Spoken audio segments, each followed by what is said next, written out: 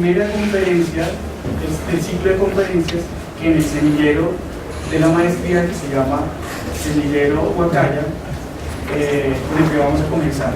Entonces, este es un acto simbólico, es decir así, es un acto en donde abrimos un espacio desde la maestría para que los estudiantes de la maestría y los estudiantes del pregrado pues encuentren un momento para poder hacer ese espacio de socialización y de construcción de conocimiento. También les voy a decir quién nos acompaña acá. Marta Arjona. Ella es trabajadora social de la Universidad Colegio Mayor de Cundinamarca, es especialista en género de la Universidad Nacional de Colombia, feminista en construcción hace 30 años, más de 30 años, defensora de derechos humanos de las mujeres, participante del colectivo de pensamiento y acción Mujeres, Paz y Seguridad, socia fundadora de Casa de la Mujer de Suba y de Colpaz. Es la directora ejecutiva de Colpaz, directora de proyectos de Casa de la Mujer de Suba. Sobra decir que pues, la recibimos con un aplauso.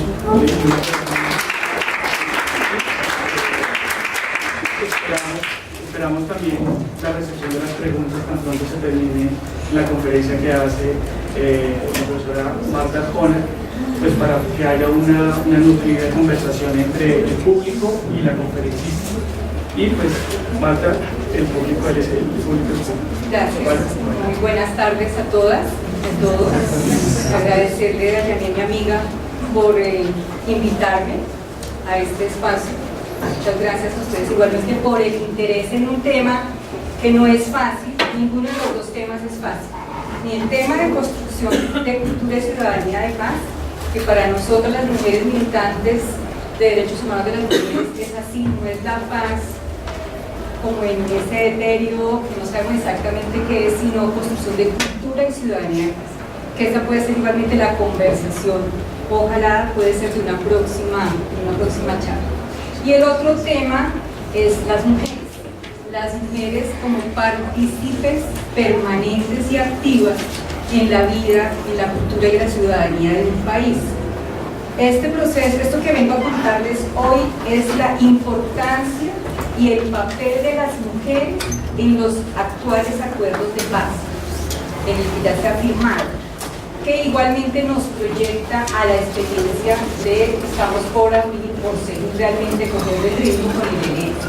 O sea, vamos a contar cómo ha sido la experiencia, cuáles han sido los logros, o sea, en cifras y en resultados claros, cuál es el beneficio para las mujeres colombianas este proceso. Entonces, primero que todo, le devuelvo nuevamente porque es muy importante. Este fue todo un proceso que hicimos las mujeres que creemos en la paz y la construcción y la posibilidad de paz, de que la paz sí es posible y que es posible ahora. Pero también somos conscientes, y es importante decirlo, no desde una visión romántica sino realista, que esto es un proceso, que estamos empezando, a pesar de todos los años que llevamos de conflicto y lo que venimos acordado. Pero en firmas de acuerdos a nivel mundial mínimo se necesita para empezar un proceso de implementación y de avances serios, mínimo inicialmente 20 años. Así ha pasado en Irlanda, en África, Filipinas también está muy reciente y llevaban también en conflicto otro tanto. Entonces, lo que voy a mostrarles es lo que ha sido el proceso, pero como les digo, de una visión, tratamos de ser lo más objetivas posibles porque no es fácil. ¿Por qué las mujeres en el proceso de paz? Una cosa que es importante aclarar es que nosotros vivimos en un país en el que se llama democrático, pero que realmente nos falta mucho para fortalecer esa democracia. Y parte de fortalecer la democracia es que haya equidad de género, equidad social, justicia social. La terminación de este conflicto, porque estamos hablando de uno nomás, Colombia tiene muchos conflictos. El conflicto armado es una pequeña parte del problema, ¿sí? que tenemos, o de las dificultades, para no decirlo problemas, porque realmente la desigualdad y la exclusión llevamos años, y por eso igualmente surgieron estos grupos armados políticos como respuesta a esa desigualdad y esa exclusión. Entonces, la terminación del conflicto es una oportunidad valiosa, única, para avanzar hacia la participación plena y efectiva de las mujeres en la toma de decisiones y en esa construcción que decimos todos los días de cultura ciudadana de paz. Las mujeres en el proceso. Como es conocido de todas ustedes y todos ustedes, hubo inicialmente, cuando arrancó el proceso, ¿cierto?, no había mujeres en la mesa de las conversaciones de La Habana, ni de un grupo ni del otro, ni el Estado ni las FARC. Hasta 2 años después, en el 2014, es que se empieza a hablar de la Comisión de Género y se empieza a hablar de las mujeres. ¿Y qué es lo que se empieza a hablar de las mujeres? La agenda y la realidad de las mujeres. La realidad, por un lado, es conocer qué es lo que está pasando con las mujeres, ¿cierto?, la problemática, la situación. Y la agenda es la agenda política que tienen y que tenemos muchas organizaciones de mujeres. Entonces, en esta mesa, solamente como por puntualizar, como les digo, hasta el 2014 es que se sientan y se conforma como tal la comisión. Los dos grupos nombran, por un lado el gobierno nombra personas, mujeres, ¿cierto?, con algún reconocimiento nacional, otras no mucho, pero en pleno papel, ¿cierto?, de su función de dar voz y escucha al tema de las mujeres y a la problemática. Y de las FARC, por supuesto, hicieron otro tanto, como muestra también de que además era cierto, ellas venían diciendo y haciendo presión también desde ellas, nosotras tenemos mucho que decir también. Participación en números, esto es muy importante. ¿Qué pasó? Ustedes saben que inicialmente se hicieron unas inscripciones virtuales a través de unos formularios, pero también físicos, de pasar propuestas. Uno de los sectores que más presentó propuestas para el proceso fueron las mujeres. Se presentaron 7.172 propuestas serias frente a todos los puntos. Se realizaron 2 cumbres de mujeres y paz, una en el 2013 y la otra el año pasado, en septiembre del 2016. Cada una hubo más o menos representación de más de 700 organizaciones de mujeres de todo el país, donde igualmente presentaron sus propuestas y su agenda a la mesa. 300 organizaciones de mujeres como tal participaron en todo el proceso de conversaciones. 36 mujeres víctimas viajaron a La Habana, conversaron, exigieron, presentaron sus agendas. 16 mujeres lideresas de diferentes organizaciones que representaban más o menos un consenso nacional sobre la problemática y la agenda de las mujeres, y 10 expertas colombianas en el tema de violencia sexual. Este tema es de los principales temas que las mujeres posicionaron en la mesa, que no estaba visibilizado por ninguno de los dos sectores, no habían querido visibilizarlo ninguno. El tema de violencia sexual contra las mujeres dentro del conflicto, que es gravísimo. O sea, cuando ya se saca en cifras es desproporcionado. Es cuando hablamos de los efectos desproporcionados de la guerra y del conflicto en el cuerpo y la vida de las mujeres. Porque antes, cuando se empezaba a hablar del tema, muchos decían, ¿qué van a hablar las mujeres? Sí, la problemática es nacional, la problemática es territorial, hay que hablar de economía, hay que hablar, bueno, y cada uno de los puntos, por supuesto, de cada uno de los puntos, pero las mujeres tenemos agenda en cada uno de ellos, tenemos propuestas, no solamente quejas, sino propuestas. Y el tema de violencia sexual quiero que les quede, porque de verdad fue de los mayores logros, ese y el de tierras, que se ha podido tener en este momento, en el acuerdo. Que de eso cómo se constituya luego, ya lo estamos viendo las dificultades de implementación, pero vamos. La importancia de su participación. Lo que yo les contaba anteriormente de cuál ha sido en el mundo la evaluación de la participación de las mujeres. En Colombia, La experiencia colombiana es la primera en mundial donde hay participación en la mesa de mujeres, en la mesa de conversaciones de mujeres, presentando propuestas para la terminación del conflicto. Es la primera experiencia. También lo que se dice es que cuando hay participación de las mujeres en calidad de testigos, firmantes, como testimonio, como propuestas, se logra un incremento del 20% en la probabilidad de alcanzar un acuerdo de paz. ¿Por qué? Porque las mujeres, donde estamos, y es la experiencia que tenemos en este país, hacemos tejido. No dejamos solo para nosotras la experiencia, sino que nos juntamos con otras. Hacemos otras, a pesar de las dificultades que tenemos con nuestras partes. Pero en temas muy sensibles hacemos fuerza, hacemos equipo. Por eso es importante, por eso se da esta posibilidad de perduración en el tema de un acuerdo, porque las mujeres garantizamos luego en los territorios realmente la implementación y viabilidad. Esto es un estudio que hizo Naciones Unidas frente a ese tema, que se llama Prevenir los conflictos, transformar la justicia y garantizar la paz. Si lo quieren conocer, así lo buscan, y ahí dan muchos elementos de fuerza de por qué es importante esa participación de las mujeres. La subcomisión de género, entonces, como les dije, se instaló en septiembre del 2014. Como les digo, es la primera subcomisión de su tipo y en general en el mundo, no solamente en el mundo de ese carácter. ¿Qué quería? ¿Qué es lo que se quería con la subcomisión de género?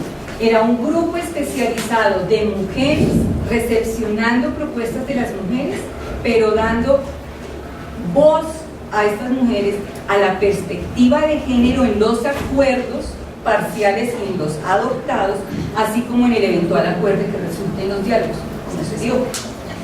Ustedes saben que antes de ser firmado, una de las primeras cosas que salió antesito fue el acuerdo desde la subcomisión, los resultados de la subcomisión de género, más salió antes que el de verdad de la comisión de la verdad. ¿Quiénes estuvieron? Esto es solamente por contarles del gobierno María Paulina Riveros y de las FARC, Victoria Sandilo, Camila Cienfuegos y Alejandra Nariño. Esto es importante, es que estas mujeres las vamos a seguir viendo en el escenario político. Entonces es muy importante también que sepamos que están, no solamente, y lo demostraron, no solamente eran una figura representativa de su grupo, sino que realmente ellas hicieron un trabajo de foros muy arduo al interior de sus filas, escuchando a las mujeres. De los que estas mujeres llevaban, realmente era la voz de todas las mujeres que sí estuvieron, de las mujeres de las FARC, por supuesto. El gobierno hizo otro tanto en encuentros nacionales, en encuentros regionales. Ahí tuvimos algunas dificultades porque esto no todo es color de rosa, y sobre todo este tema es muy difícil, como les digo, digerirlo para muchas personas, y más para las mentalidades un poco cuando están desde el Estado. Ustedes saben que el Estado, una de las cosas que hemos podido darnos cuenta en este proceso, no es monolítico, ¿cierto? Tiene, así como hay personas muy abiertas, otras muy cerradas, la mayoría muy cerradas, muy poquitas abiertas a temas como estos, y a abrir la realidad y a otras alternativas. Y en las FARC igual, porque también son hombres los que están al frente, ¿sí? Ustedes vieron las primeras instalaciones, solo hombres como los comandantes, lo mismo. Entonces también pueden tener apertura en muchas cosas, pero este tema les costó, y les costó muchísimo. Entonces ese enfoque que se le dio a los acuerdos, que ha sido además un tema de debate, el enfoque de género, por mucha gente vendido como ideología, ¿sí? Eso es otra discusión, vamos a meter hoy, pero lo clarísimo y lo que se logró es que es un enfoque, desde el enfoque, que ayuda a encontrar condiciones para que las mujeres, como las personas con identidad de género diversa, puedan acceder en igualdad de condiciones a los beneficios que le da vivir en un país, en un proceso como este, que tiene que empezar a entender que las diferencias existen y que las diferencias son positivas, ¿sí? Que la diversidad amplía, mejora, nos da la posibilidad de ver otras cosas, no cerrarnos en lo que siempre nos han dicho que es por ahí. Eso es parte de lo que se habla de cultura de paz. el entender y valorar y realmente compartir la diferencia, no la tolerancia. Es un término completamente diferente. La tolerancia es otra cosa. Yo no estoy muy de acuerdo con ese término, trato de evitarlo.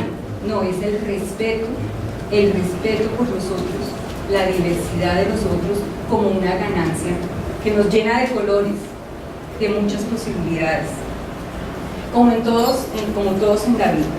Desde ese enfoque, entonces, ¿cuáles fueron los ejes temáticos en los acuerdos logrados desde el enfoque? Que 1. Acceso y formalización de la propiedad rural en igualdad de condiciones. Porque si ustedes miran la realidad nacional, ¿quiénes tienen la escrituración de las tierras y de las propiedades? Los hombres. Y de pronto, que todavía se utiliza y otra.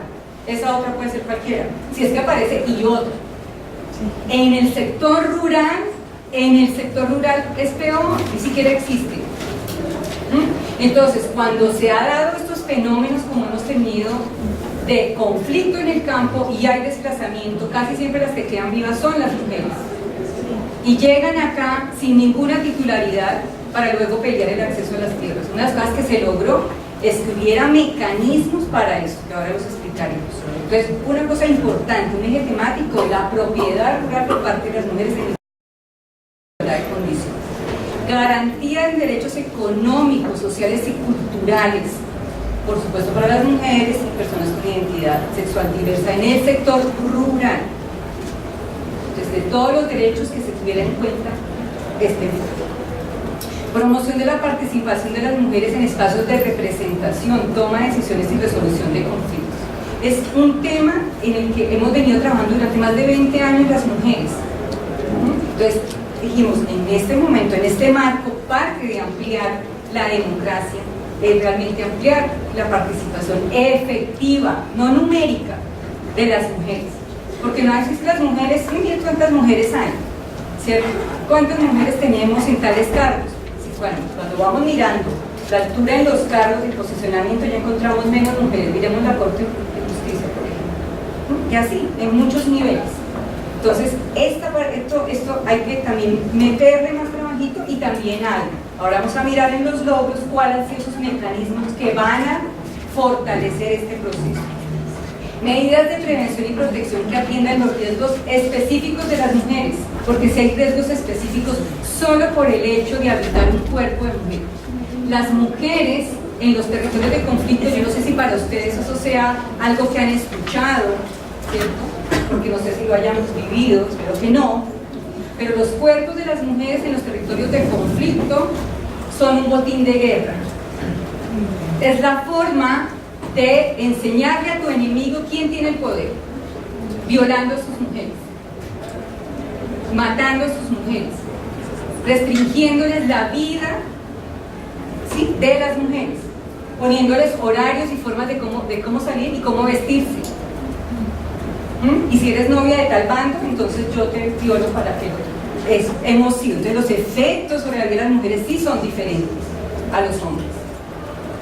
Y como les digo, es desproporcionado, porque cuando a una mujer la violan o le matan sus hijos delante de ella, ¿qué creen que están haciendo? Parten de matar tu identidad, tu persona. Como muchas de ellas nos han contado, somos zombies, nos convertimos en zombies. Mientras estamos en el proceso de salir y recuperarnos, somos zombies, nos han quitado lo más, su identidad. Otro es importantísimo, el acceso a la verdad, a la justicia y a las garantías de no repetición. En violencia sexual, por ejemplo, una de las cosas vitales es no exclusión de penas en este tema.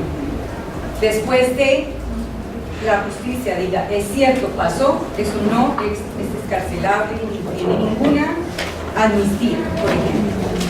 Y eso es importante para las mujeres y lo ha sido importante, por ejemplo, en África. Los juicios colectivos donde se dice que la verdad, así no haya reparación, pero con que se sepa la verdad es parte, ¿sí? Es como cuando tú tienes, es otra experiencia dura, tener un ser desaparecido, el saber ya y tenerlo, qué le pasó, eso quita la mitad de la pena. De verdad, la mitad sana, la mitad en la vida de las personas. lo otro es absolutamente sombrío. Reconocimiento público, no estigmatización y difusión de la labor realizada por mujeres como sujetas políticas, porque a veces se pierde cuando los sindicatos o las agrupaciones presentan sus propuestas, nunca visibilizan las de las mujeres. La idea es, aquí estamos, somos sujetas políticas, no somos objeto de estudio de nadie, ¿sí? Podemos ser partícipes, procesos, estamos ahí. La gestión institucional para el fortalecimiento de las organizaciones de mujeres y de los movimientos LGBTI para su participación política y social. ¿Por qué? Muchas de las organizaciones de mujeres, a pesar de sus esfuerzos, no son fuertes. Hay mucha debilidad en sus procesos organizativos, en sus procesos de participación. ¿Por qué? Porque las mujeres seguimos siendo reproductoras del trabajo doméstico, del trabajo en el que no nos deja y nos cuesta mucho participar. Cuando una mujer va a una reunión a las 7 de la noche, primero tiene que dejar lista la comida para que el marido no me ponga a orar. Los hijos, por supuesto, no encuentren qué comer y no haya problema. Ojalá ya haya resuelto la tarea de los muchachitos. Ojalá, ¿cierto? Haya dejado listos los uniformes y todo el otro día, que no haya ningún problema. Y fuera de eso, cuando llega a la reunión, estar en la mejor disposición para su compañero sexual y emocional, ya fue. ¿O no? Nosotras tenemos una jornada redonda. De pronto ustedes no, pero muchas mujeres en este país sí. Muchas mujeres que se levantan desde las 4 de la mañana y se acuestan a las 11 de la noche y sigue su labor. O sea, eso es algo que de pronto para ustedes no es algo, puede ser, no una realidad, pero para muchas mujeres de verdad y en el sector rural, más todavía. Entonces ahí el Estado, a través de sus instituciones, tiene que fortalecer. Eso es algo que se le dice desde el enfoque. Hay que hacer, esa es parte de la responsabilidad del Estado, generar esos espacios, viabilizar. Por ejemplo, ¿qué se hizo? Había unas mujeres de un municipio bien escondido en Nariño que querían participar y no tenían cómo. Tocó Naciones Unidas, porque ni siquiera lo hizo el Estado colombiano, garantizar chalupas, luego bus, para que las mujeres llegaran al sitio para poder participar y presentar sus propuestas en la mesa. Y tocó a través de unas mujeres, por ejemplo. Eso cuesta, o sea, que las mujeres hagan, cojan la chalupa, ¿saben qué es la chalupa? Eso, luego caminar un poco y luego coger un bus. Para nosotros eso de pronto no sale, es difícil, igual Bogotá es difícil, no salir y coger el bus a ver aquí tras Milenio, para ellas es mucho más complicado. Y a veces si no hay la plática y los medios, pues no hay cómo. Ese es uno de los limitantes de participar, algo que para nosotros de pronto puede ser tan fácil, ¿no? Digo, yo quiero ir, me monto al bus y al bus y voy. No. Y bueno, puedo dejar todo esto otro pero no es tan fácil para muchos sectores de la realidad nacional. Bueno, concreto ya en cada punto. No me voy a quedar en cada punto porque yo quiero que después fluya un poco de preguntas, inquietudes frente al tema. Pero estas son cosas como concretas que quedó en el papel, que está en el papel, ¿sí? Y que ahora el Estado, ¿cierto? Pero nosotros también como sociedad civil activa tenemos que estar, pues si no los conocemos, pues no sabemos realmente cómo podemos ayudar en la implementación y si es posible todos estar en esa veeduría de implementación. Primero, fondo de tierras, mujeres cabezas de familias que están priorizadas, programas de crédito y subsidios para la compra, eso es muy importante. La formalización de la tierra, lo que les decía de que muchas mujeres salieron, no tienen la propiedad, la tenían los esposos, cuántas notarías se quemaron, hay muchas cosas que han dificultado. Entonces el Estado, a través del sistema de información catastral, tiene que encontrar esa información desagregada por sexo, género y etnia. Ya lo están haciendo, es un trabajo muy duro, desde el DANE se está también trabajando y es muy importante. Miren, cuando una mujer puede tener la formalización de su tierra, puede con más facilidad pensar, listo, vuelvo.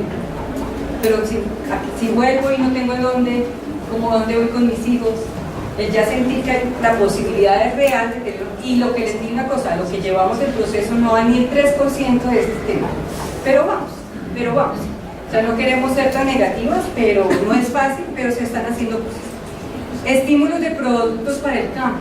Eso toda la vida se ha dicho, todo el mundo del sector agrario se ha hablado especialmente del tema de economía solidaria, y que dentro de esa economía solidaria haya la equidad de género, que haya la autonomía y la capacidad organizativa.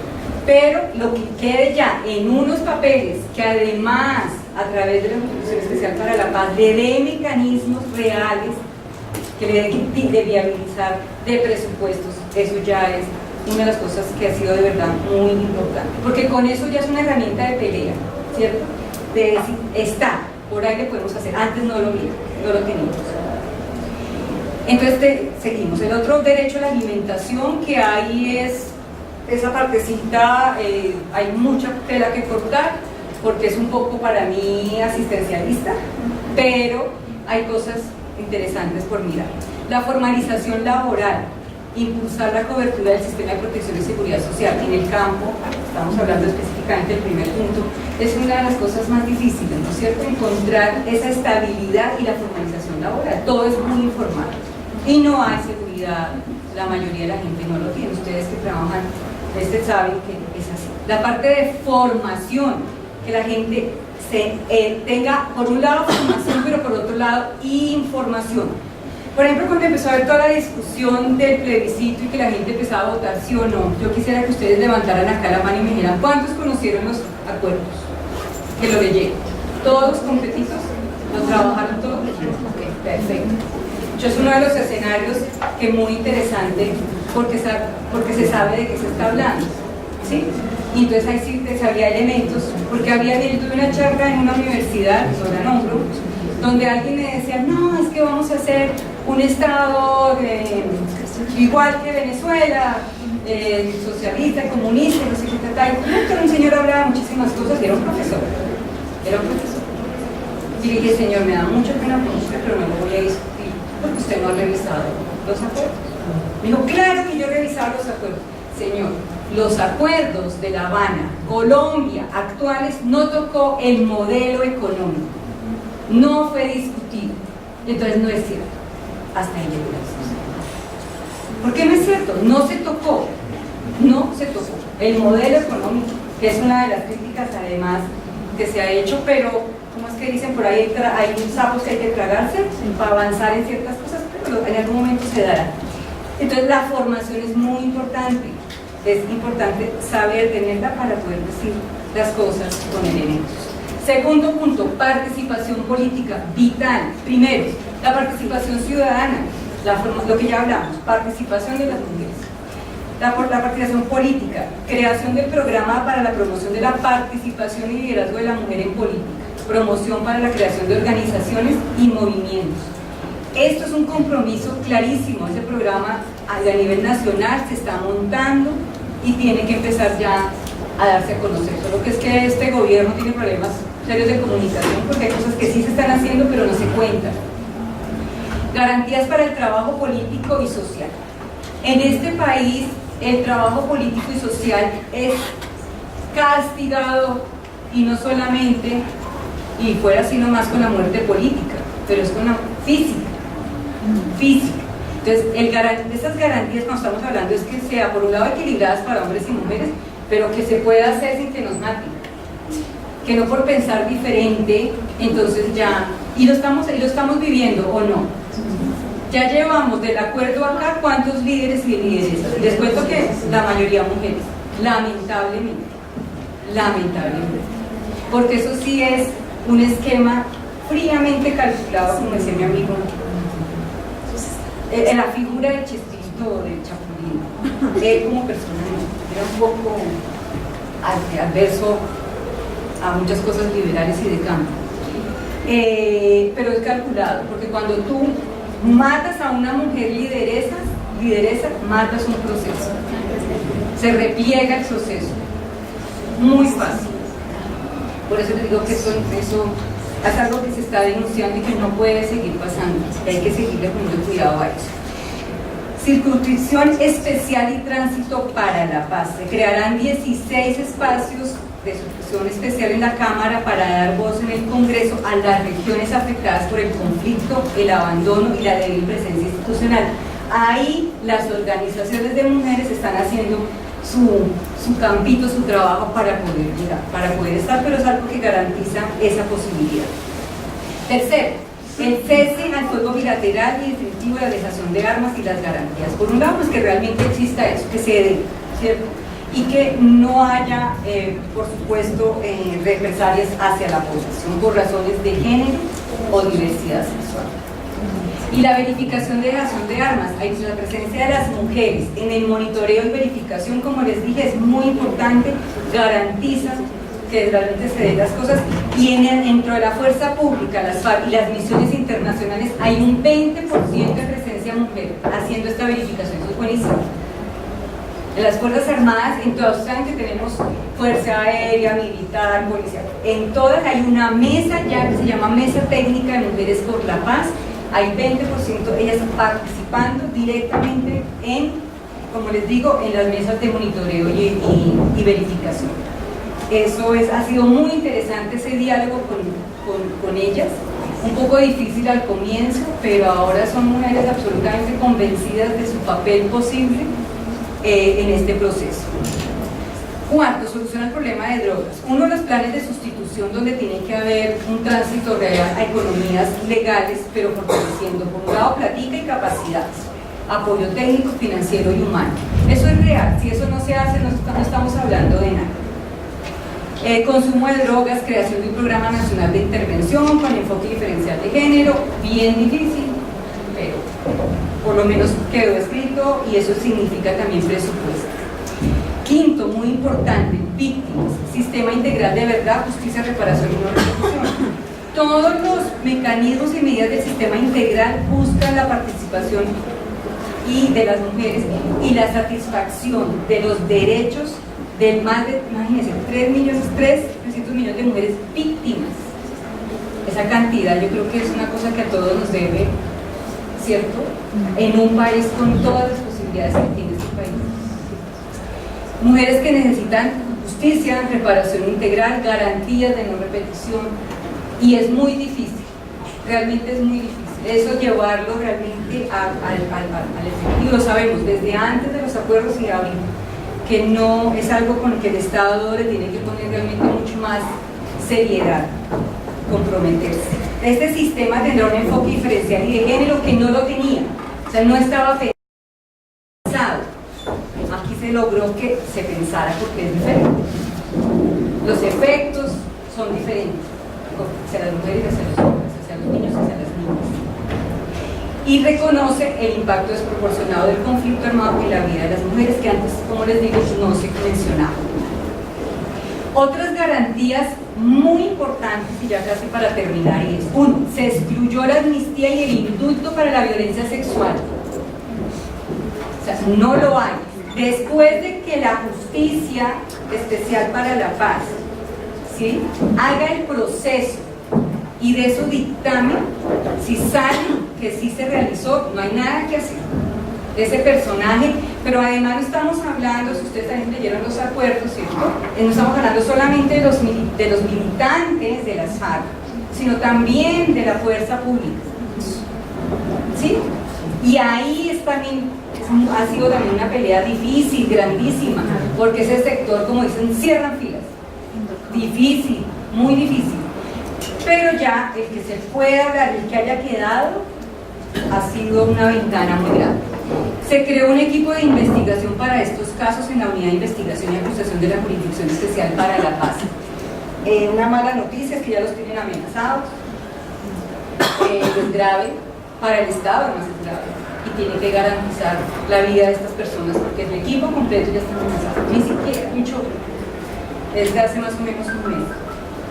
Eso significa que se tocó sensibles cuerditas, pero que hay que seguir haciendo. Ellos igualmente son hombres y mujeres como muy comprometidos en el tema. Comisión de Verdad tendrá un grupo de trabajo de género que garantizará que las metodologías de trabajo tengan el enfoque, ¿sí? Porque si no lo tienen, pues van a salir cosas de pronto muy banales. Planes de reparación colectiva tendrán mecanismos de participación, igualmente por supuesto para las mujeres.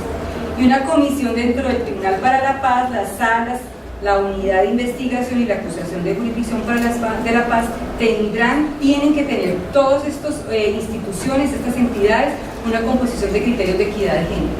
O sea, cuando se empiecen a instaurar formalmente el Tribunal para la Paz, las salas para la paz, la unidad de investigación y acusación, tienen que tener una composición equitativa de hombres y mujeres, ¿sí? Para que garantice que se dé por un lado el cumplimiento, pero también la visibilización de lo que ya se ha hecho. Pero ¿qué capacidades debemos tener las mujeres para construir paz? Para seguir trabajando en esta construcción de paz. Uno, que todos tenemos que estar comprometidos en esta paz duradera, en las transformaciones sociales e institucionales. No seguir diciendo que el problema es la guerra, que el problema son las guerrillas, eso no nos va a ayudar. Tenemos que reconocer que tenemos problemas graves, que tenemos que transformar, ¿sí?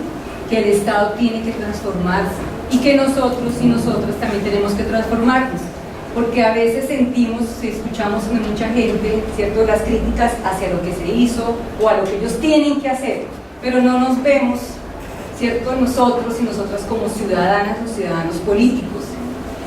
El ser ciudadanos y ciudadanos políticos nos hace también responsables de este proceso, y el proceso de paz, muchachas y muchachos, es que seamos seres que por un lado reconozcamos las dificultades que tenemos y nos podamos transformar, porque guerra también es cuando yo no le doy paso con mi carro al peatón, se lo echo encima. Guerra también es cuando no generamos diálogos posibles con diversos y los invisibilizamos.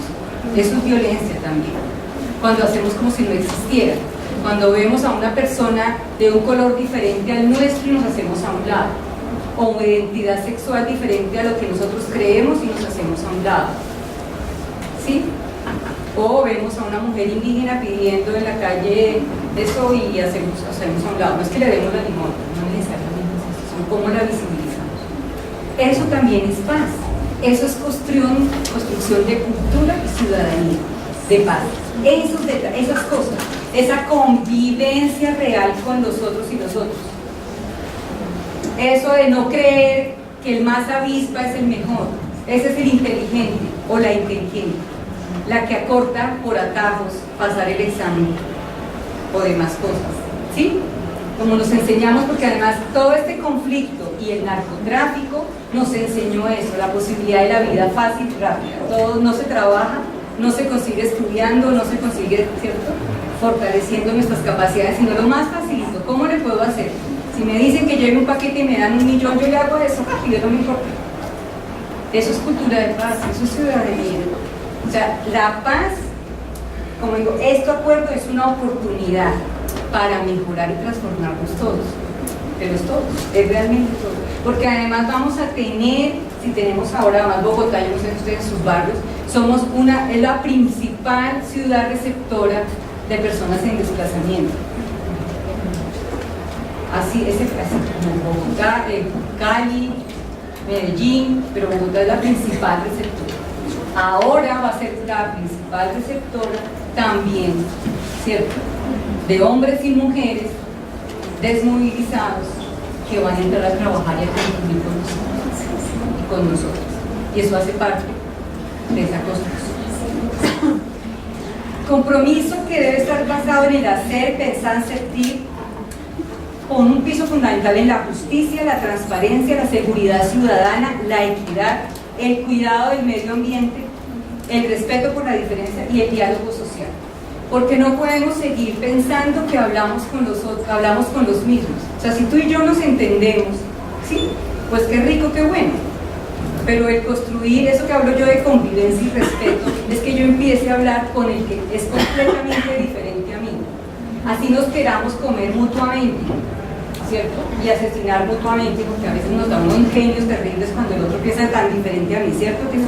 Eso nos pasa, a todos nos pasa, a todos. Es decir, oiga, no, qué rico, tenemos que generar espacios de diálogo posible con gente imposible. Si lo logran mujeres, por ejemplo, ustedes en la mesa de víctimas ven sentadas, hablando y trabajando mutuamente, mujeres es paramilitares, es guerrilleras, comunidad, ahí mismo. Si ellas que han vivido lo que han vivido lo pueden hacer, porque nosotros no, y nosotras no. A veces cuando tú has sufrido, tienes la posibilidad de abrirte y decir, yo quiero encontrar una parte de remedio y sanación y parte de esa es encontrar en el otro algo de humanidad. Y ese diálogo nos da esa posibilidad de encontrar humanidad en el otro y en la otra. Y eso es lo que nos toca hacer. Por eso digo que son diálogos sociales posibles con gente imposible, que creímos que no era fácil. Mire, por ejemplo, la experiencia de sentarse en una mesa con mujeres, por ejemplo, de las Fuerzas Armadas, es muy difícil,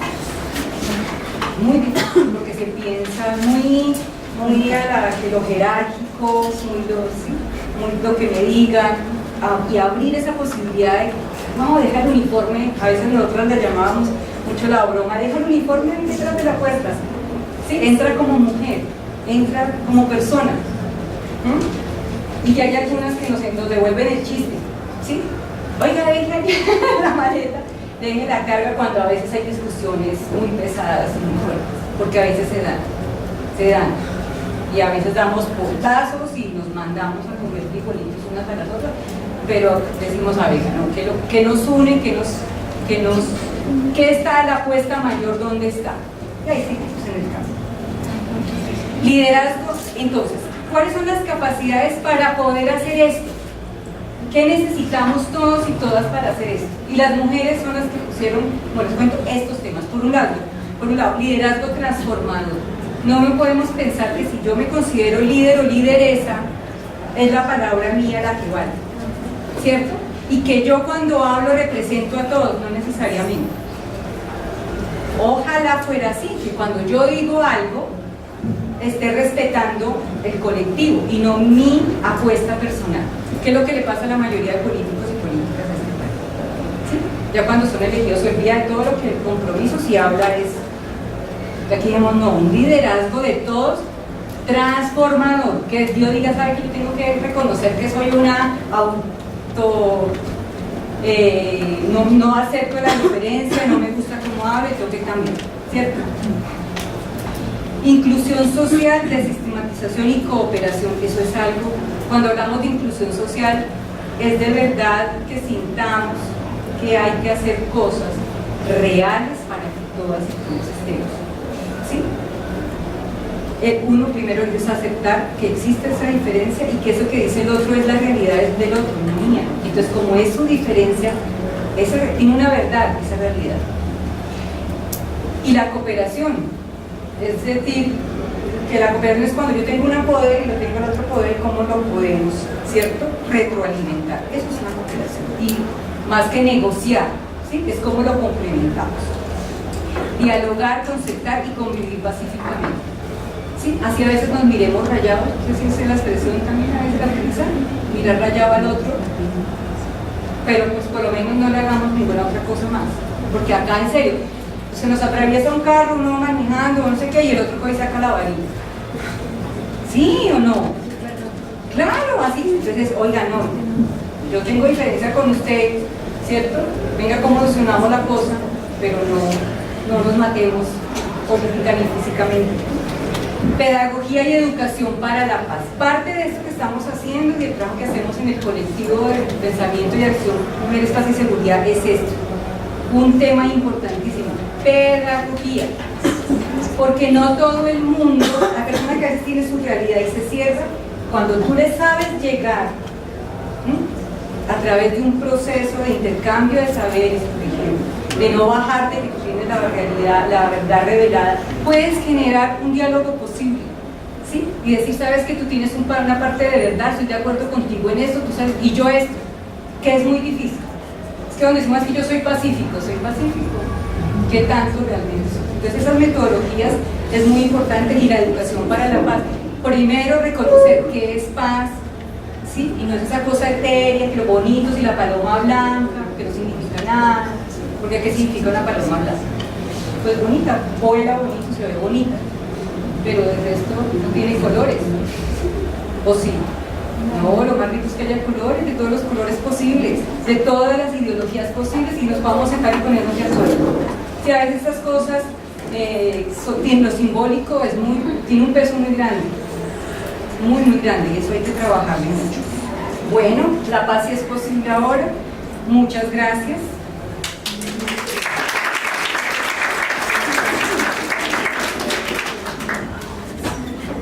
Pues muchas gracias a nuestra conferencista Marta. Uy, se llenó el escenario. Muchas gracias también a todos los que han venido, los que se han sumado. Les invito a que planteen las preguntas a Marta Sponer, y podamos hacer una construcción de debate de lo que pensamos acá y de lo que pensamos acá, y las intervenciones también de los profesores que nos acompañan. Reitero también, lo dije al principio, pero reitero que es una actividad que organiza el semillero de la maestría, que se llama Semillero Grupo de Estudio Huacaya, que es un grupo de estudio en donde lo que pretendemos hacer con este semillero es precisamente con estas conferencias abrirlas a un público, quizá público académico, pero de nuestros estudiantes, pero también están invitados otras personas que quieran sumarse a este ciclo de conferencias, que con este es el primer ciclo de conferencias que damos inicio a nuestro semillero de Huacaya, y que también los estudiantes del pregrado y del posgrado pueden sumarse, ¿sí? De cara a que también pueden sumarse a formar parte de la maestría, cursando la maestría de Comunicación, Desarrollo y Cambio Social. ¿Quién se lanza la voz? Bueno. Una pregunta, hablaste de una comisión de mujeres en la Cámara de Representantes. Me gustaría saber si ya realmente está trabajando esa comisión o está en un proceso de conformación. Está en proceso de conformación, y las mujeres parlamentarias ya existentes están ambientando ese proceso para que exista esta comisión específicamente en el marco de los acuerdos, porque ya existe la comisión de mujeres, pero que habla muchísimos otros temas, ¿sí? Pero la idea específica es que hable lo que quedó prometido entre los acuerdos y cada uno de los puntos, y ya está en ese proceso. Ya, como digo, la mesa de mujeres que ya son representantes y en el Congreso ya lo están ambientando, con algunas dificultades, por supuesto, de algunos sectores que les queda muy difícil aceptar este tipo de acuerdos, pero ahí vamos. Y pues, como yo les decía, tenemos que, y lo hemos hecho ya, muy difícil, sentarse con estas personas que piensan tan diferente y que debaten completamente ya lo marcaron. Pero ahí vamos. Yo quisiera que nos recordaras un poco, Marta, desde tu conocimiento del ejercicio, con la que este proceso, ¿cuál fue la disputa, el conflicto, el problema con el tema de, al momento de que ganan no en el referéndum, en el plebiscito, ¿no?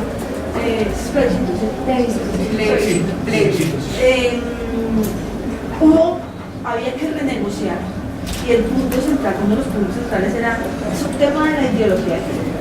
Entonces se sentaron nuevamente y empezaron a definir, bueno, ¿cómo hacemos? ¿Cuál fue el quite? ¿Qué fue lo que se le puso? ¿Qué fue lo que se arregló para que el sector que no estaba de acuerdo y que tenía grandes críticas y sentía que eran unos años como el diablo, se pudiera exorcizar en ese tiempo y se pudiera trabajar en el enfoque de género más desde esta mirada y no tanto de la lógica mal llamada ideología de género? Por un lado, que el gobierno abrió la posibilidad de diálogo con las iglesias, por ejemplo, que ellas fueron invitadas todo el tiempo, absolutamente todo el tiempo, pero no quisieron. Sí, ellas no quisieron.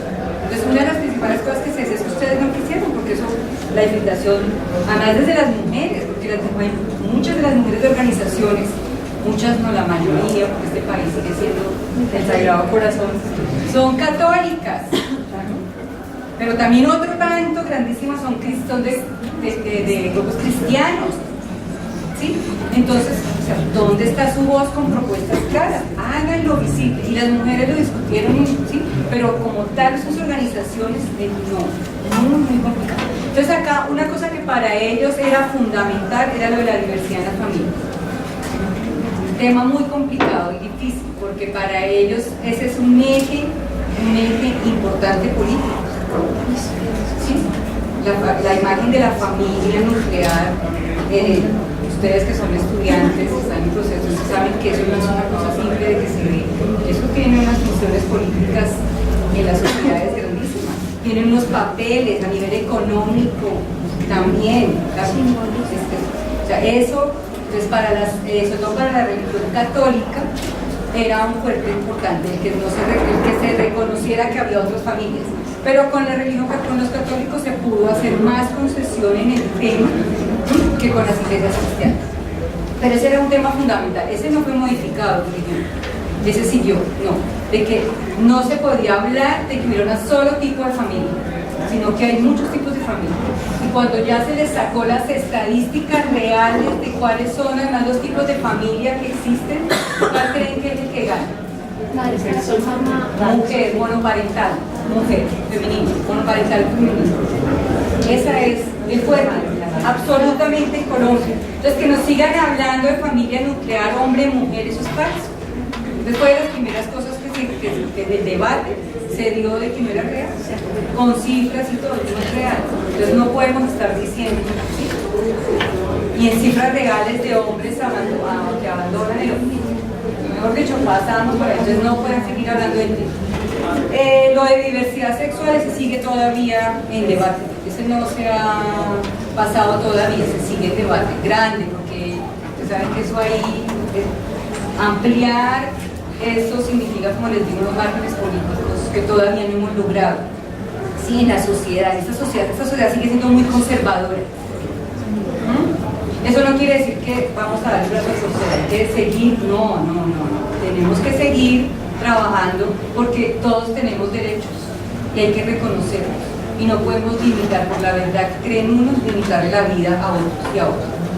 Pues nosotros seguimos en esa apertura constante y la seguiremos dando.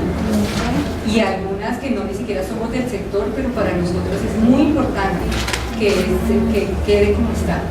Y como te digo, eso todavía no se ha pasado, pero el de las familias, el reconocimiento de la familia como única, pues siempre no, eso ya está saldado. Hay cosas que en la formalidad técnica de los acuerdos, lo que está firmado hasta este momento es lo que se acaba de presentar, y ustedes vieron que eso no tiene discusión, solo que se sigue, por supuesto, en este debate, pero ahí, como te digo, se transó mucho con lo que te acabo de decir. Y lo otro, también como la gran visibilidad que hubo nacional, por eso las redes sociales, el papel de las redes sociales es vital en este momento, es algo muy importante, porque las redes sociales ayudaron a visibilizar, ¿sí?, qué era la ideología y qué era el enfoque, la diferencia, y entonces la gente empezó también a mirar eso, y eso ha hecho fuerza en muchas iglesias cristianas, por ejemplo. No digo que ya han abierto, sino que ya se miraron así.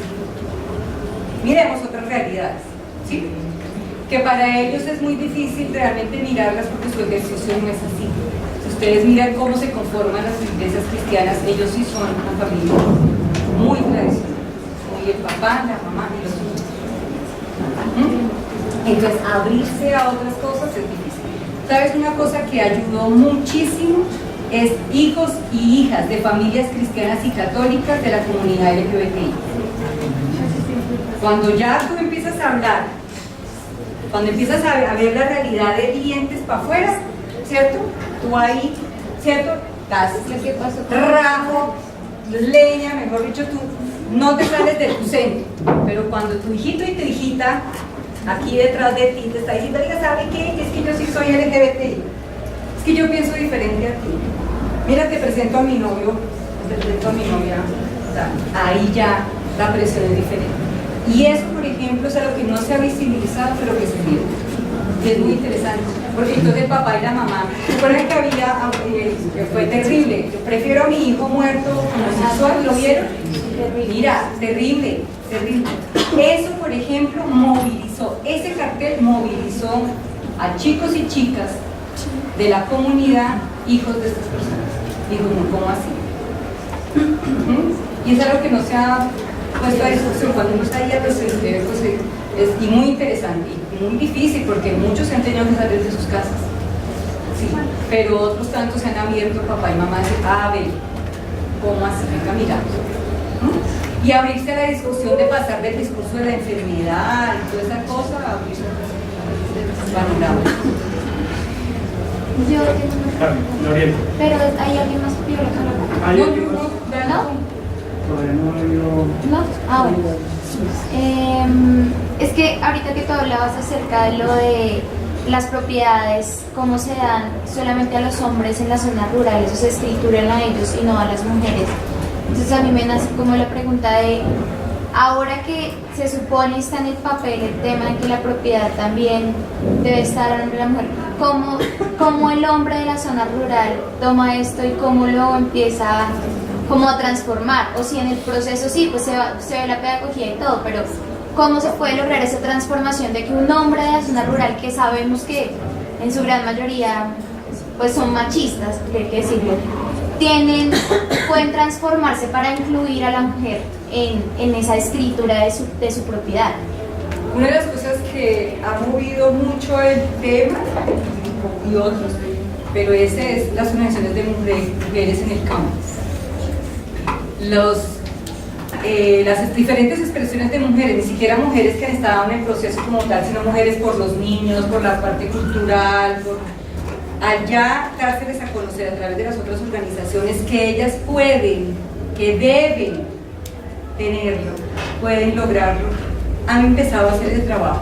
No es fácil, pero mira que a pesar de lo difícil que se creía, los hombres conversando, sí, se les da la argumentación también política de por qué es importante. Y una argumentación política que es importante para muchos hombres es la siguiente, porque así ha sido sobre todo en el sector rural. Ni siquiera es por ella, es por tus hijos. Y por ahí ha entrado también el discurso. ¿Sí? Ya después tendremos que seguir avanzando y evolucionando en el discurso. Pero hay personas así muy difíciles, muy encerradas. Y bueno, ¿tú te quedas? ¿Tú faltas? Y tú decís, no, eso tú la harías y ya no lo tiene contigo, tus hijos, ¿qué pasa? Que tú te moriste. ¿Sí? Y además la idea es que lo que más se le dice, miren, los hombres son los que se mueren en la guerra, la mayoría de los hombres son los que se mueren. ¿Sí? Y se les cuenta la experiencia, porque en algunas regiones de las mujeres todas después tratando de mirar, de garantizar, de decir que ese era el marido de ella primero, ese muerto, encontrar los papeles, porque además eso no es fácil. Esto que te hago yo ya, la titulación de tierra, es un calvario para las mujeres. Una cosa es decirlo acá en el papel como ganancia, pero ya de verdad, una a una lo que les toca no es fácil. Porque además tienes que reunir mínimo a 3 personas del municipio que te hayan conocido, que digan que es cierto. No, ese ya no se está pidiendo. ¿No? ¿Qué? Desde el pasado, en la Constitución del 91, es una de las cosas que se discutió ahorita. Tú no puedes pedir acta de matrimonio. Porque muchas mujeres no están casadas. No, eso ya se logró con la Constitución del 91, ya no se puede pelear así. O sea, además está garantizado que 2 años tú vivas con una persona, de un lado al otro tienes la mitad de la propiedad, de lo que tengas, deudas y ganancias. Sí, entonces eso no. Pero el que la conozca, el que encuentre, además se conozcan, saben que hubo pueblos completos arrasados. Entonces ese ejercicio no es fácil.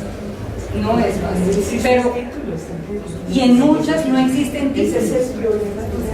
En muchas, la mayoría no existe, sino es la palabra, ¿no? Entonces, pero eso es un ejercicio que no es fácil, que hay que seguirlo discutiendo y que estas cosas, por ejemplo, lo puso sobre la mesa, porque mucha gente lo conoce pero no se discutía, ¿sí?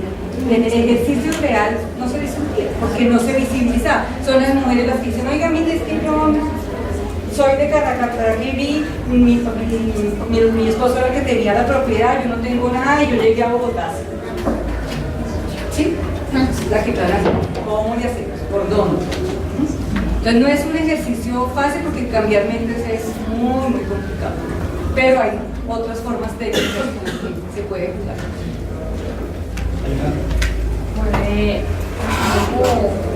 como referencia a lo que se está nombrando, la parte de lo que eran las costumbres, con las tradiciones de las religiones, puedes pasarlo a otro plano que son la parte de las mujeres que pues, ya están en otra generación. Y digamos, nombrando que los jóvenes, en el caso de las iglesias cristianas, fueron los hijos quienes trataron de impulsar, pues que votaran por el sí. Las mujeres jóvenes también trataron de impulsar esto, pero nos faltó ayuda de las mujeres de otras generaciones. Entonces mi pregunta es si se puede analizar en qué fallaban las mujeres jóvenes para tratar de empoderar a las mujeres que ya tienen pues más años de experiencia, pero que por un constructo social están enfocados en su familia, que ya tienen unas tradiciones bastante complejas, como para que a pesar de que crean una paz no son capaces de empoderarse. ¿Cuáles serían, digamos, las alternativas que podríamos buscar las mujeres jóvenes para poder incidir en ese sector de la sociedad? Uno, la pedagogía y la formación.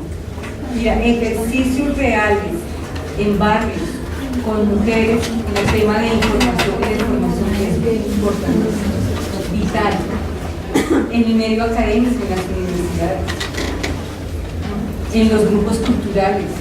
Pero esa parte es vital, ni siquiera es importante, es vital. Porque tú te encuentras que mujeres que no tienen la información y cuando la reciben, sí, dicen, wow, yo puedo hacer con esto mucho. Un lado es, por otro lado también la generación de organizaciones. Es importante generar organizaciones y organizaciones nuevas, organizaciones creativas. A veces nosotros no somos tan viejitas, pero ya somos del siglo pasado. Nos quedamos a veces con las mismas herramientas de trabajo. Y ustedes, a mí por eso me encanta trabajar con jóvenes porque por un lado son muy creativos y creativas, ¿sí? A pesar de que a veces se cierran un poco a creerse, ¿cómo se dice eso? Con toda esa capacidad que tenemos en los 20 que pasamos por encima de todo y tengo la verdad y por ahí voy, ¿sí?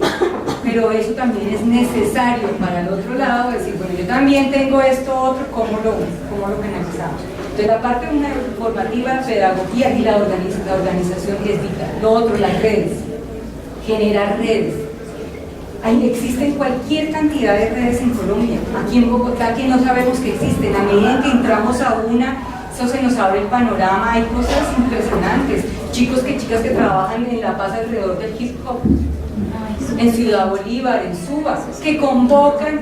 Nosotros a veces duramos, yo no sé, para convocar a una comunidad y ellos con otros diálogos convocan a 200 y nosotros nos llegan pinche 10. Claro, sí, o nos llegan las mismas de siempre, los mismos de siempre. Hay que empezar. Otra una cosa que en esa parte de las redes de tejidos, las nuevas alternativas de comunicación. Mire, eso es las redes sociales, esa es una herramienta vital para el movimiento social de mujeres. Los últimos 5 años han sido la gloria de las redes sociales. Antes nosotras para hacer un plantón, eso era el árbol. Yo llamo a una y la otra llama. Ahora pones eso en Facebook, llegaron las mujeres, ¿sí?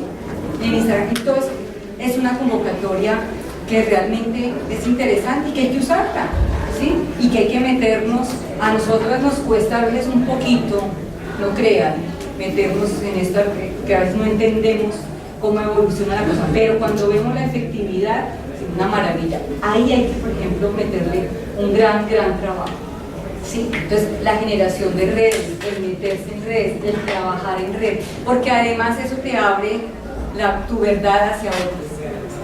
Eso que tú crees también hacia otros y esos otros hacia ti. Es muy interesante.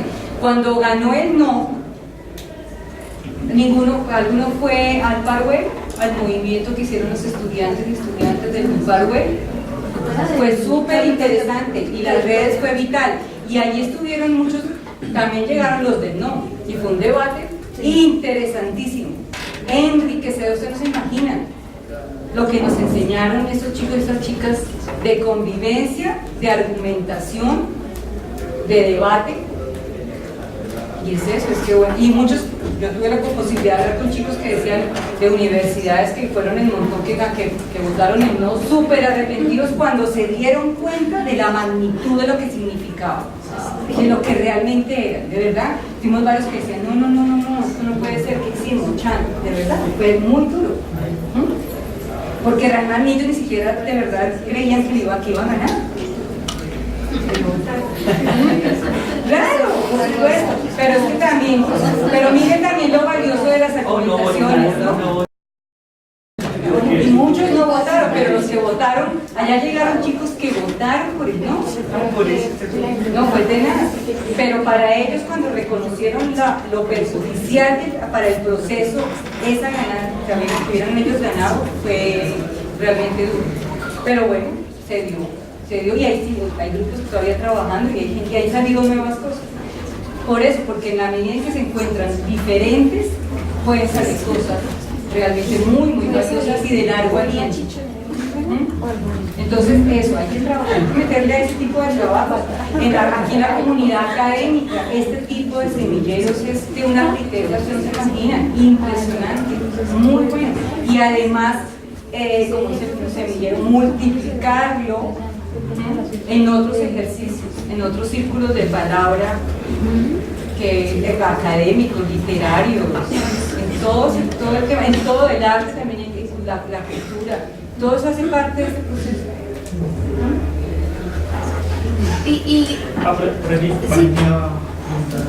Yo quiero preguntarte sobre cuáles pueden ser los elementos que deben caracterizar la pedagogía ciudadana que en el espacio urbano empiece a darse para erradicar el imaginario de la participación política y asimismo permitirle a las personas entender que el interés común debe ser primado, ¿sí?, o debe primar sobre los intereses particulares de unos pocos.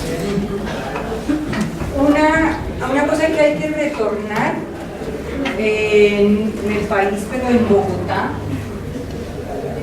porque lo hemos perdido con este gobierno, bueno, no solo con este, pero con este mundo, es que hay que apostarle al fortalecimiento de los espacios locales de decisión.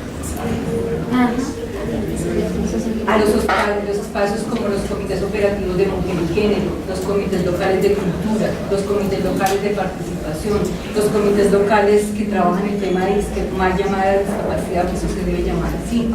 Esos espacios, ¿sí?, el comité local de planeación, hay que meterse ahí, hay que trabajar ahí hay que hacer mucho.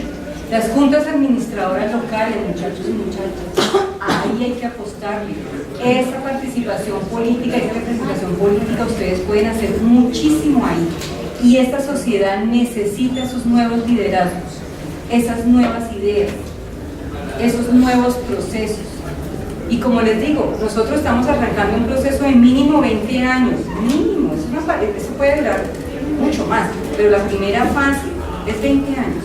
Para decir que ha cambiado algo, de verdad, porque es que lo que tenemos que cambiar son mentalidades, ¿sí? No es el esferito, no, es la mentalidad, y eso lleva, primero sacarse las cucarachas que hay adentro, echarle polvito ahí y empezar a mirar, a meter otras cosas, claro, porque es que nos han metido en la cabeza mucha cosa que no necesariamente nos ayuda a un ejercicio de respeto por el otro y la otra. ¿Sí o no? Y eso, las personas, por ejemplo, que llevamos trabajando, cuando yo digo en construcción, feminista en construcción, es que es verdad. Yo no me puedo llamar feminista ya terminada, porque todos los días aprendo algo diferente. Todos los días. ¿Te imaginas? Y son como 30 años en este ejercicio.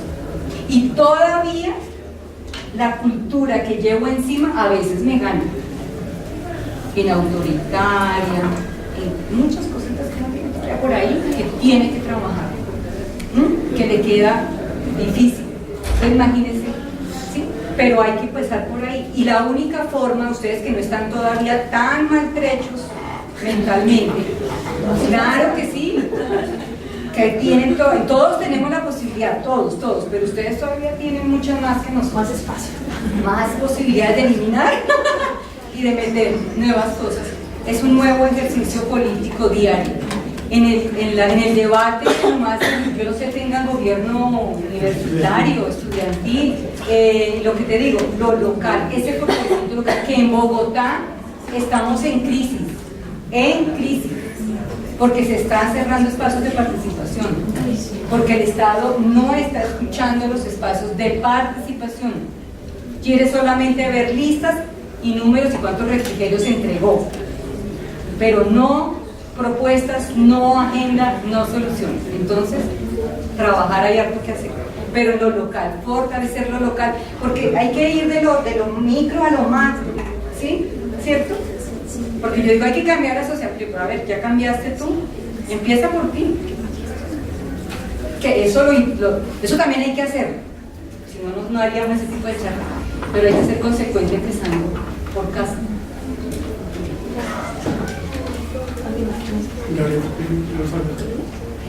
Y se me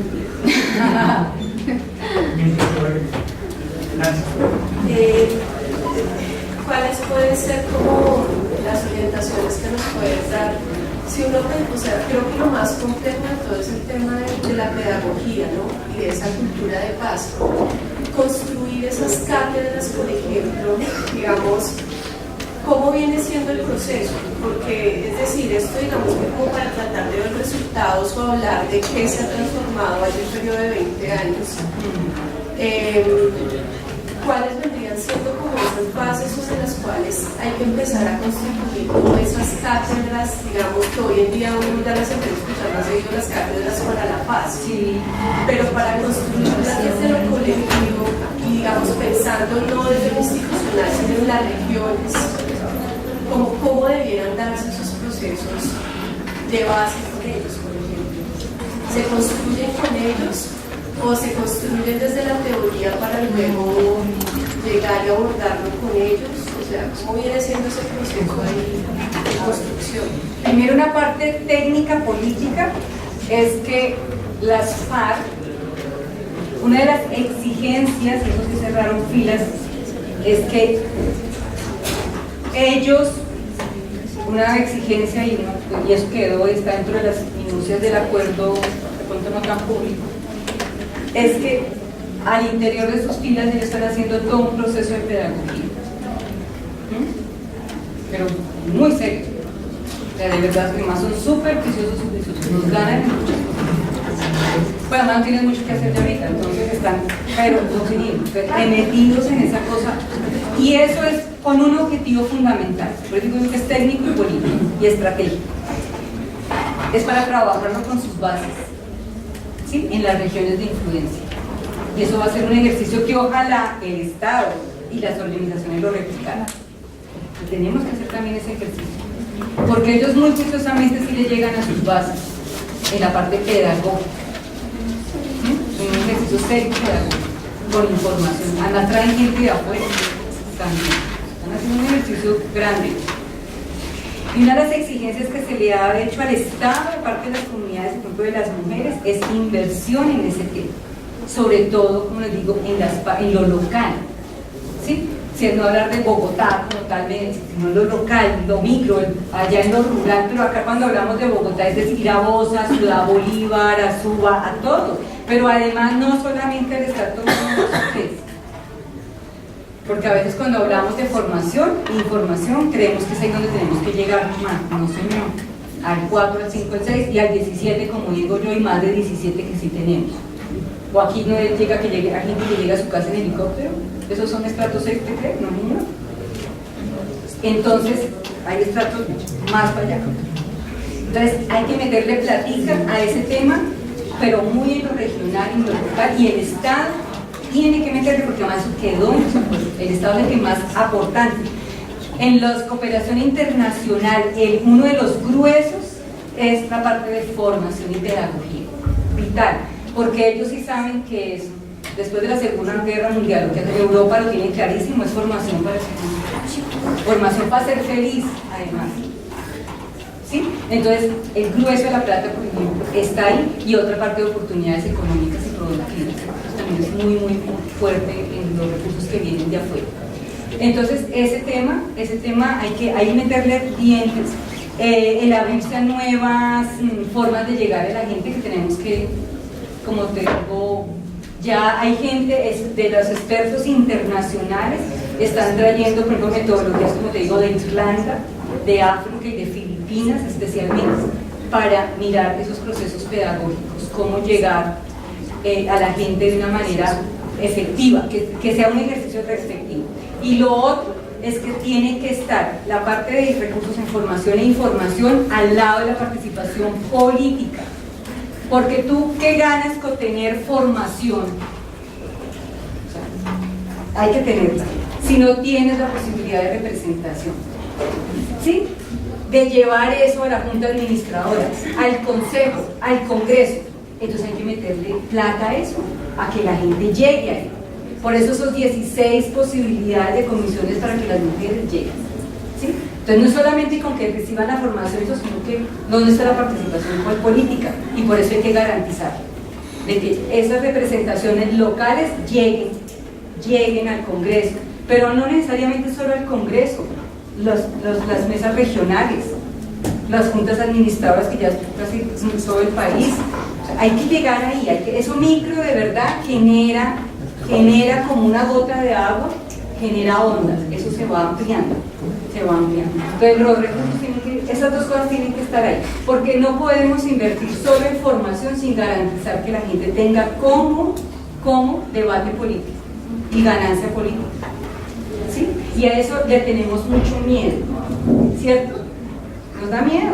Cuando alguien dice yo quisiera ser edil o edilesa, yo quisiera ser senador, pero es que la gente es tan corrupta y después cuando llegan allá se le olvida todo lo que nos pasa. Porque es un ejercicio que en este país ha sido, ¿sí?, muy corrupto. Y fuera de corrupto, los pocos que llegan con la posibilidad de hacer algo diferente, los anulan de muchas formas. Pero eso tenemos que seguirlo trabajando. O sea, no podemos, a veces nos da ganas de tirar la toalla, pero tenemos mucha responsabilidad puesta para hacerlo. Entonces hay que apostarle a eso, hay que apostarle, así nos dé susto.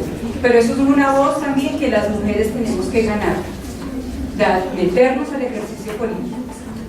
Eso es un avance, una evolución que se da no solamente para nosotras, nuestras familias, nuestros hijos, nuestros compañeros o excompañeros, porque más en ese ejercicio dejamos a ex por el camino, porque es difícil. Pero hay que esas dos cosas ahí pueden alimentar a que realmente avancemos, evolucionemos.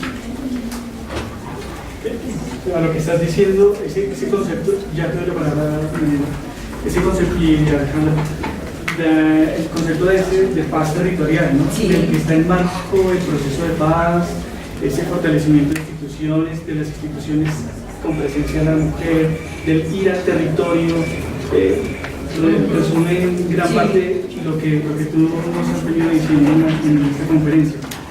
Daniel, adelante con tu pregunta.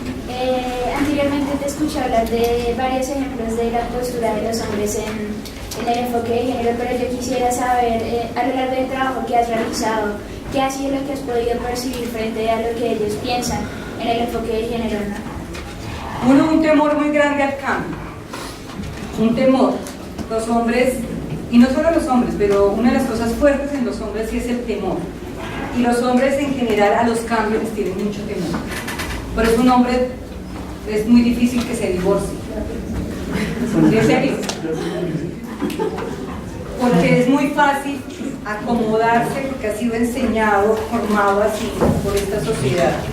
Todos hemos sido a quedarse en lo confort, en lo conocido. Y él puede pensar que quiere salirse de ahí porque quiere ser feliz con la otra persona, no sé qué, pero es más cómodo estar. Cuando una mujer toma una decisión, es rotundo, eso es, cuando tiene la posibilidad de cambio, porque de eso nos quedamos, que eso es otra dificultad. Pero es el miedo, hay mucho miedo a que se le quite poder, a que pierda el posicionamiento que tiene, que a veces no lo pueden verbalizar tan fácil, ¿no? Ellos lo dicen de otra manera, pero cuando tú lo lees, es eso. O sea, han tenido solamente por el hecho de ser mujer, de ser hombre, muchos privilegios sociales. Muchísimos. Y eso es difícil de ceder y de pensar que los van a perder. Entonces un poco lo que se les ha decir es que en esto todos y todas ganamos, porque la idea además es que no queremos que los hombres desaparezcan. A ver, ¿sí? Que eso es una de las cosas, de las grandes mentiras que venden con respecto a los feministas. No es para nada eso, pero tiene que haber realmente cambios, ¿sí? Frente a cómo se dan esas brechas de género, de acceso a justicia, todo por solo el hecho de ser hombre o ser mujer. Entonces, uno realmente es ese ejercicio, el temor al cambio, el temor a lo que piensen los otros, ni siquiera a veces las otras, sino los otros. Eso pesa muchísimo, muchísimo. Entonces, una cosa que ha sido muy interesante, por ejemplo, que ha trabajado el grupo de nuevas masculinidades, es que sean en combo de hombres. No trabajarlo uno a uno, sino en combo. ¿Sí? Porque entonces los hombres también empiezan a escuchar todo y dicen, no, es que no solamente soy yo, eso también. ¿Sí? Y cómo yo puedo llegar a hacer este tipo de cambios si me abro a nuevas posibilidades, a sentir que puede tener una compañía de una mujer que le puede, al ser ella libre, tener posibilidades, fortalecerse él y la relación. ¿Sí? Pero hay que no es porque es que yo soy así, entonces yo soy mujer, tengo mis derechos y entonces usted, no, ¿cómo se lo vendemos? Es que ahí sí de verdad que nos toca, una de las cosas que hay que cambiar es del vender, empezar a venderlo de otra manera, porque uno tiene sus exigencias y de uno no se va a bajar de ahí, pero es cómo lo vendes, cómo lo presentas, y lo debes presentar porque además es verdad, eso es parte de la transformación, es que tenemos que vivir todos, y qué rico que lo podamos vivir, pero tú potenciado y yo también, porque entonces ya ahí la cosa, nuestros hijos también pueden ser diferentes si la mamá tiene un posicionamiento diferente, si él tiene un posicionamiento también diferente dentro de esa familia.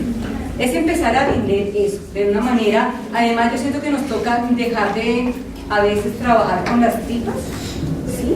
Y ser un poquito más de caer, sí, a veces somos demasiado viscerales, como en las discusiones, y con las personas más, la palabra es retrógradas, sí, en serio, tú no ganas nada siendo visceral, porque es poner, no sé cómo dirían eso, un toro bravo a discutir.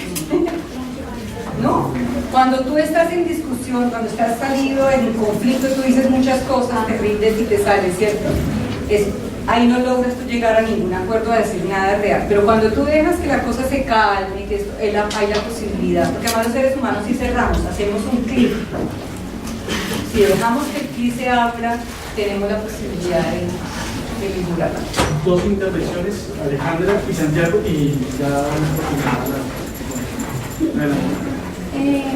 tú ahorita hablabas sobre las redes sociales y pues yo tengo muchos compañeros de distintas áreas en la universidad, como administración, ingenierías, que realmente no llevan ese tipo de charlas, y realmente si uno quiere un cambio social real, no solamente en los estratos sino también como en las distintas áreas, pues tiene que haber este tipo de charlas en todas las universidades, cosa que hasta donde yo tengo entendido no se hace o no en gran escala en las áreas de administración o áreas de ingeniería, y de cierta manera como que se excluye su participación en el cambio social, porque diríamos, bueno, claramente uno puede ser más un sociólogo que un ingeniero en un marco de construcción hacia el conflicto. Pero pues hablando de pedagogías y de todas las propuestas que hay, ¿cuál puede ser una solución si es que ya no la hay, que hay como para esas distintas áreas de pregrados para que se informe sobre esto? Porque las universidades por mucho solamente, por ejemplo, cuando fue lo del plebiscito, hicieron unas conferencias para explicar los puntos, pero de ahí no hizo como más charlas. Digamos que nuestra ventaja por la visión y nuestro campo tenemos esas oportunidades, pero hay carreras que realmente no tienen ni idea de lo que está pasando porque no se las inculcan. Entonces, como cuál podría ser una solución, digamos, asertiva. Vuelvo a lo que decía antes, es cómo vendemos. Y hay que, por un lado hay que llegar, o sea, las universidades ojalá se abran a generar espacios en ciertas profesiones que no creen que tengan que ver o ser productivos en este tema. Y resulta que sí pueden ser muy, muy productivos. Un administrador, un economista, un ingeniero industrial, un ingeniero electrónico, tienen que ver. Pero cuando vean también, por un lado que les llegue, ¿no?, la información, pero también la venta de cómo desde su profesión puede ser efectivo. Cuando tú no sientes que eres efectivo para algo, tú no vas, ¿cierto? Si tú dices que te invitan a una fiesta y no te dicen como cuál va a ser más o menos el perfil de la fiesta, o si sabes el perfil, pues por ahí te motiva. Es lo mismo, es que tú sientas que ese ejercicio que tú sabes puede ser efectivo. Ese discurso que tú tienes puede hacer un cambio, ¿sí? A mucha gente, yo siento que la mayoría, sobre todo el sector joven, le interesa poder meterse a hacer cosas, ¿sí? A muchos yo creo que no, yo sé que no. Yo tengo hijos de sus edades y sé que tengo a unos interesados y a otros que uno dice, ay, ¿qué pasó? Pero bueno, ¿qué pasó? Que genéticamente, ¿qué pasó? Pero hace parte de la sociedad, claro, del ejercicio, eso, así es, ¿sí? Entonces cuando tú le vendes por su fuerte, por su ladito, ustedes tienen novios y novias, ¿sí?, o compañeras sentimentales, o cierto, lo que tengan, y usted le entra por donde le gusta, ¿sí o no? ¿Sí? Que si le gusta el cine, que si le gusta la comida, o la rumba, o sí, por el ladito que es, ¿cierto o no? ¿Entendieron otra cosa? No, también piensen así, eso está muy bien. Eso hace parte de la vida feliz, por supuesto que sí. Claro, por supuesto. Entonces por ahí hay que llegar. Pero tenemos que ser creativos. Ustedes son los que nos tienen que llamar también a esa creatividad, de por dónde le llega uno a estas personas que a veces sentimos tan escépticas, ¿cierto? ¿Cómo le llegamos? ¿Por dónde? ¿Y es posible? Claro que es posible. Difícil. Y va a ser seguramente, pues, alguna vez como frustrante, pero es parte de ese ejercicio, es parte. Y yo, miren, me he encontrado con públicos que, pues yo a veces me dan cuenta chistes, ¿no? Entonces, de cuando veo que es demasiado duro y están así demasiado, no sé qué, se hace el clic, hay que hacerlo, para que la gente sienta que esos diálogos todos son posibles y que todos nos podemos conversar. Y que lo que yo siento como esencia en mi ser puede ser benéfico para mi sociedad. Además, ¿por dónde? Si tú estás en una universidad, sentado acá, gastando tiempo, platica, ¿tu interés en dónde está? Por acción, tienes un interés, y tu interés es que eso que estás estudiando sea productivo para ti. Primero que todo, lo que nos vende esta sociedad, sobre todo capitalista, ¿o no? ¿Sí? Si estamos en universidades, que nos vendan la posibilidad, si sabe que es rico que sea productivo para usted, pero pues que haga un cambio en la sociedad, que bueno, buenísimo, ¿sí? Entonces hacemos un clic ahí. Hay que encontrarle, como dicen los viejos, la comba al palo, ¿sí? Puede ser difícil, pero hay que hacerle, hay que encontrarle. La última ya con Santiago. Gracias. Yo la he escuchado muy atentamente y me parece muy importante lo que ha dicho sobre el tema de ocupar espacios y de la participación política. Sin embargo, tengo dos preguntas. La primera es una que la hice en un debate en una clase, y es: ¿qué opinión le merece a usted que dentro del secretariado de las FARC no tenga representación una sola mujer? Y la segunda es que hoy se conoció la decisión de la Corte Constitucional de revisar el tema del fast track. ¿Cuál es la solución que usted ve posible para eso? Bueno, con respecto a la última, ya las mujeres nos estamos moviendo en el tema de otras alternativas jurídicas, ¿sí? Y hay que salir a las calles nuevamente, porque eso era algo ya completamente logrado y hay que encontrarle una solución jurídica que sea respetable, porque no puede ser que se reverse algo que ya estaba. Sí, o sea, eso todavía tiene mucho margen de discusión, pero una de las cosas que estamos proponiendo es salir a las calles, hay que exigir que se respete lo acordado.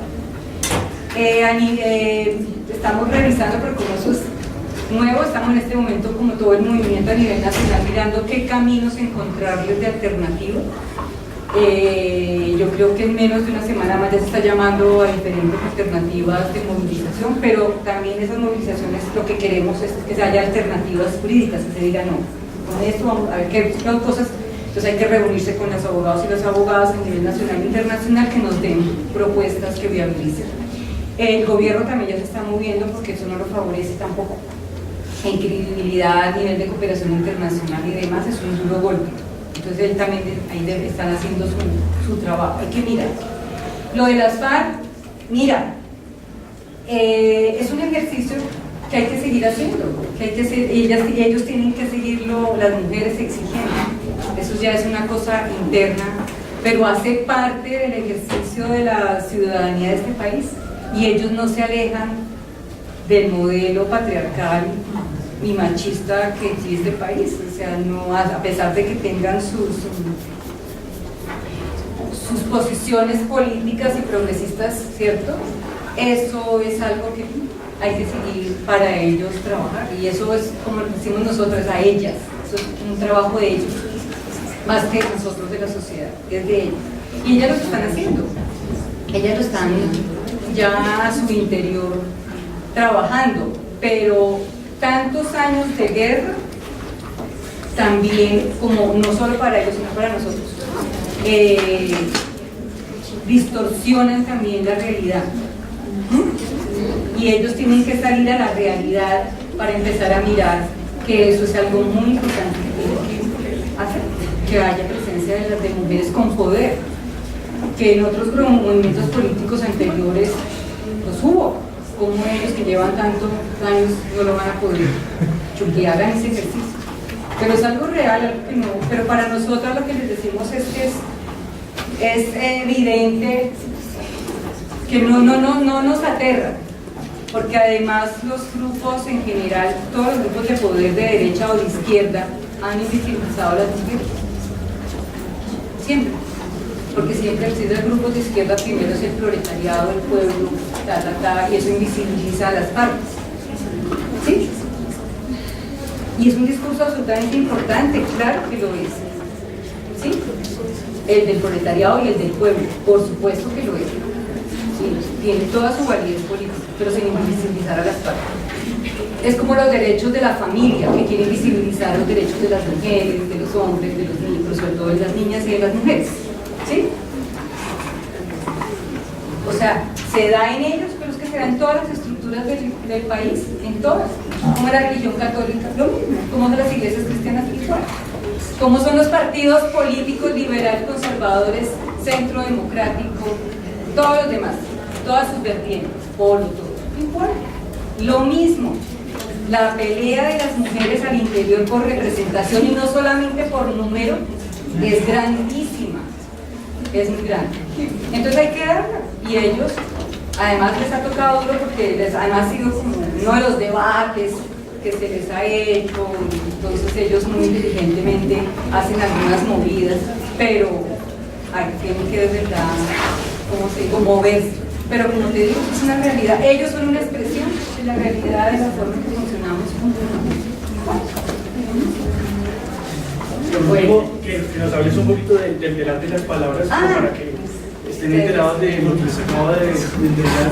Bueno, el telar de las palabras es un ejercicio feminista y de muchas mujeres que se impulsaron la idea, pero realmente es una IES, puso la cara, es una librería, se llama la librería El Telar de las Palabras, librería para las mujeres y de las mujeres.